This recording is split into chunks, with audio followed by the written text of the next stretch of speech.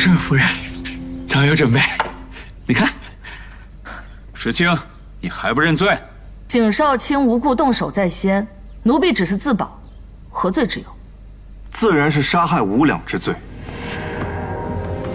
陛下，去年11月15，是陛下和惠妃娘娘的游园宴，也是无两最后一天值班。无两因迟到，被安排在人流稀少的假山附近值守。无两与石青二人相遇此处，不知因何事，二人产生矛盾，随即动起手来。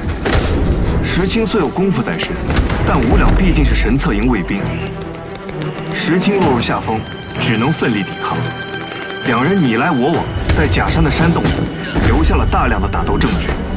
但是两人都忽略了一件更为重要的事：皇宫内再隐秘的角落，每2刻钟也会有巡逻侍卫经过。两人又相当默契的不发出一点声音，躲过了巡逻侍卫。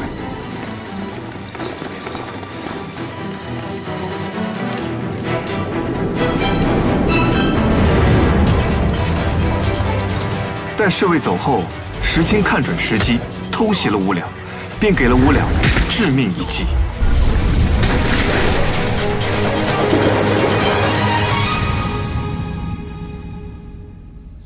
惠妃，去年11月15游园那日，石青的行踪你可清楚？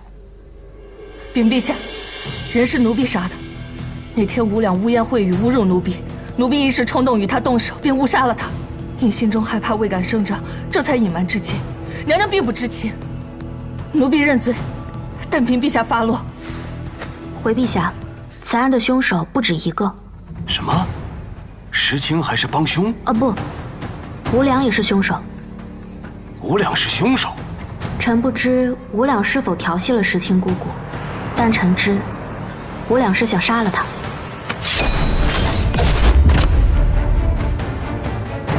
石青的右臂上侧有一道疤痕，根据伤口的恢复程度判断，应当是半年前的伤。从伤口的走势与窄廓来看，应当是宫中侍卫的佩刀自下而上造成的。冷月曾说过，习武之人最先学会的是善败，能让石青用手臂去护的，一定是要害部位。从石青与死者的身量上看，死者这一下，应该是想要一刀封喉的。也就是说，无两这一刀是奔着致命去的。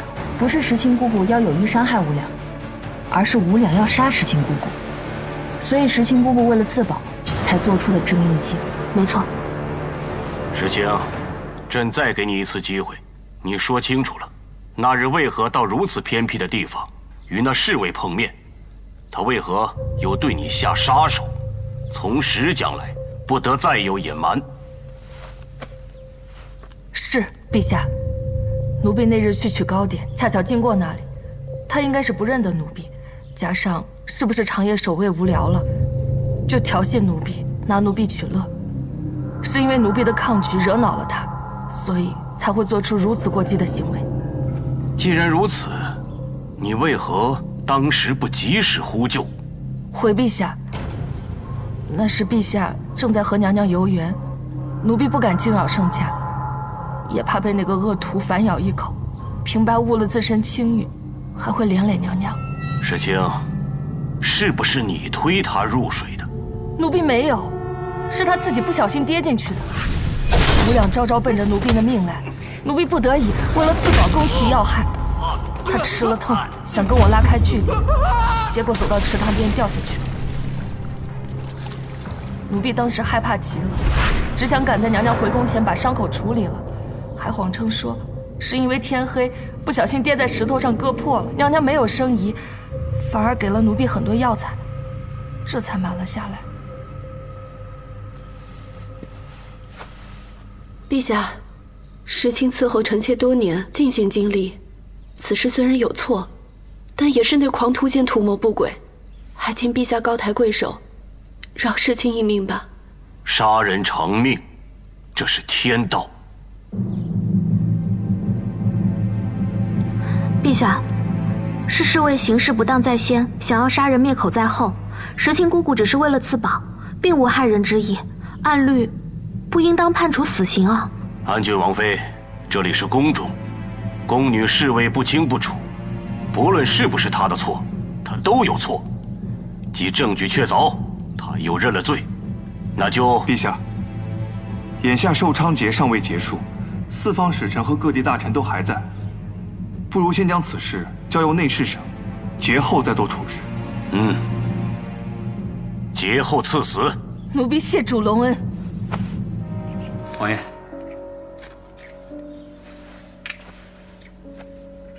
这些都是吴两家搜出来的，可不嘛，藏得严严实实的。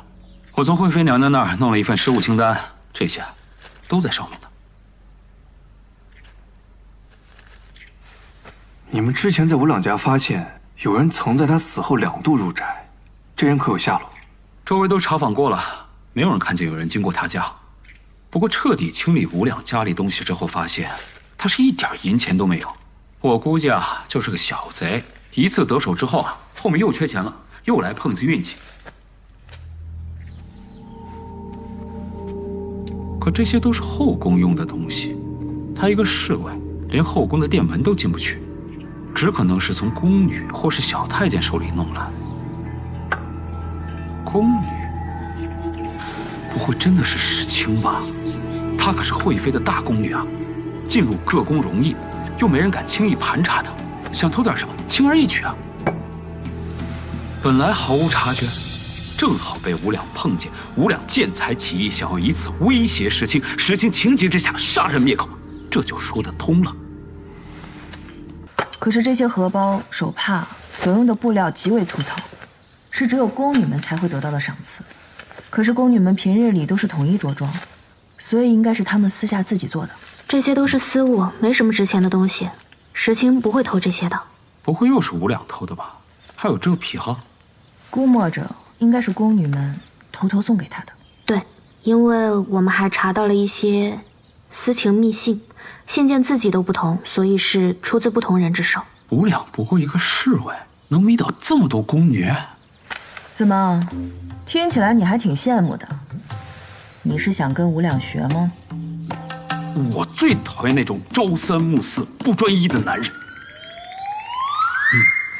也不能这么下定论，因为没有吴良给他们回信的证据。这些信件还有物品里，有石青的吗？没有，我们比对了一下石青供词上的字迹，跟信件里的都不同，所以石青没有给他写过信。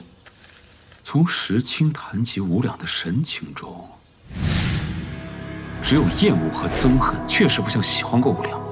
所以我们现在要查清2件事：一，这些宫女的物件是怎么到吴两手里的；二，写这些信的宫女到底是谁？石青应该是不会再开口了，所以这些东西就是我们唯一的线索。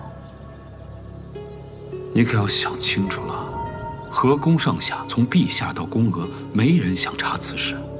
你们这么做，未必有人领情。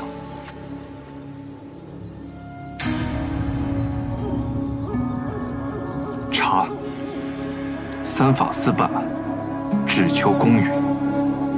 太好了，那我现在就跟楚楚去查这些给吴两送信的宫女。